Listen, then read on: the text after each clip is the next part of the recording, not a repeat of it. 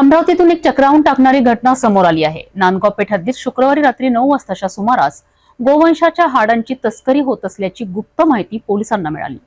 गोवंश रक्षक समितीच्या सतर्कतेमुळे पोलिसांनी वेळीच कारवाई करत एक गाडी जप्त केली आहे। या गाडीमध्ये तब्बल 1500 किलो हाडं आढळून आली असून त्यांचा पोल्ट्री फीडसाठी वापर होणार होता। अमरावतीच्या नांदगाव पेठ पोलीस स्टेशन हद्दीत शुक्रवारी रात्री ही घटना घडली आहे।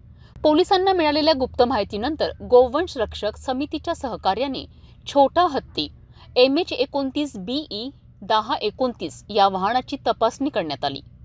या वाहनातून तब्बल 1500 किलो गोवंश हाडं आढळून आलीत।